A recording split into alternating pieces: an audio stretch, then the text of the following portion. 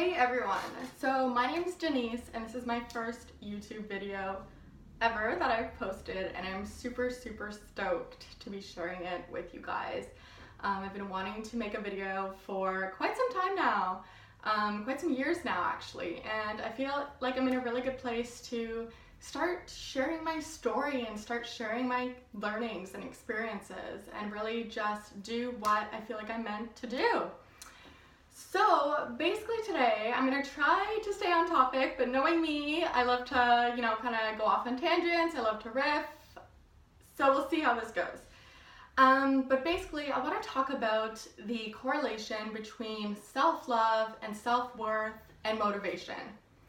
So basically for self-love, there's a lot of inner work to be done. Life can be cruel, life can be tough, life can eat away at us. And when you have a low self-worth, when you have, a lack of self-love for yourself, you're doing negative things to your body and your soul, and you're not reaching your full potential. So basically, I think motivation comes easily once you do the inner work first. You have to love yourself and you have to believe you're worthy of that love in order to get the results that you deserve and then to be successful. I think it was Dr. Phil that said it. I used to be obsessed with Dr. Phil. I used to watch him every day. Like, I totally was obsessed with Dr. Phil. People can say whatever they want about him, but he taught me a lot about myself. He made me realize so many things about myself, and he educated me a lot, and he made me realize and work on my issues, and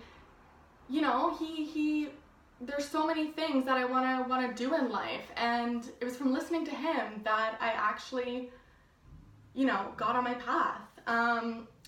He said we generate the results in life that we believe we deserve, and this is so crucial. This is so key. If you have a low self-worth, if you have a low, view of yourself, if you're constantly saying negative things to yourself, why the fuck would you believe you're capable of doing anything? Why would you bother to take care of yourself? Why would you even try? You're gonna fail anyways. You're worthless.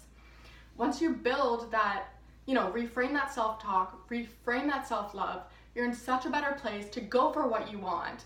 That's when the positive behaviors and that motivation to start caring for yourself, to start going for a run at 6 a.m., eating healthy foods, attracting positive relationships, that's when it will all come to you. So basically this all relates to self-confidence, self-esteem, self-love, and your self-worth, what you truly believe about yourself and what you truly believe that you deserve. Therefore, if you have that self-love, you'll start attracting all the positive things in your life and you'll start fulfilling your mission. I believe we're all here for a particular reason. We all have a purpose. We all have amazing gifts to share with the world. And once you're in a place to see that and recognize that, that's when your whole life can actually start. And also, you only have one life to live. If you're constantly staying in a bubble and you're living in your comfort zone, you're not taking risks, you're afraid to take that trip, you're afraid to quit that job, like, what kind of life is that? Honestly, we're all in this life, which is a game, so I think it's important to stop waiting on the sidelines and really jump in and go for what you want. If not now, then when?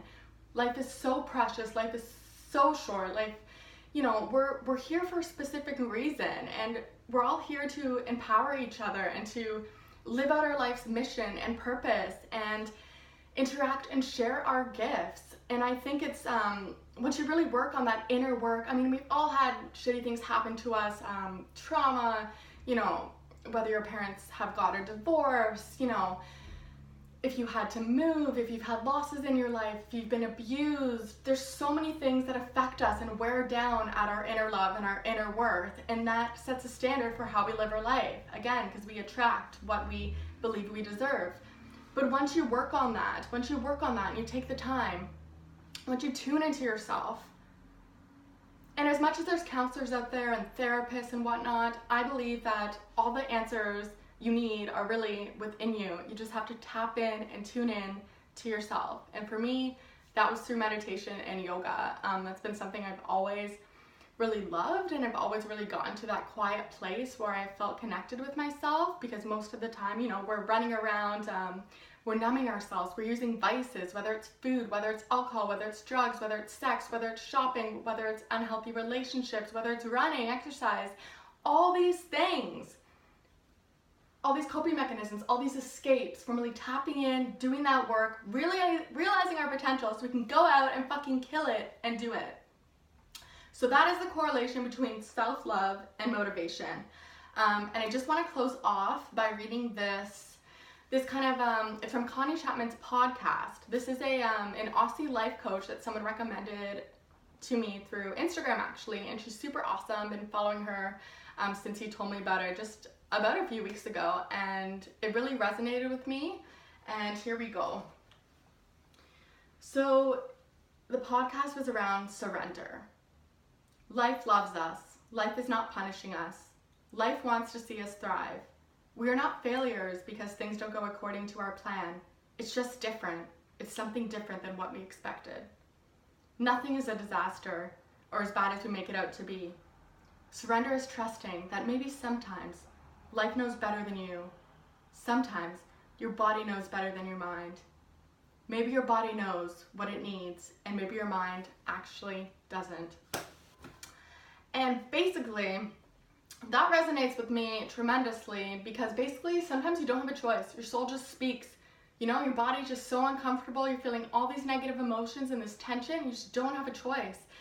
It's not normal to be living with constant stress or, you know, anxiety or inner turmoil or actual physical pain, the emotional stuff that's manifesting in your body as physical pain. That is not normal, and that should not happen.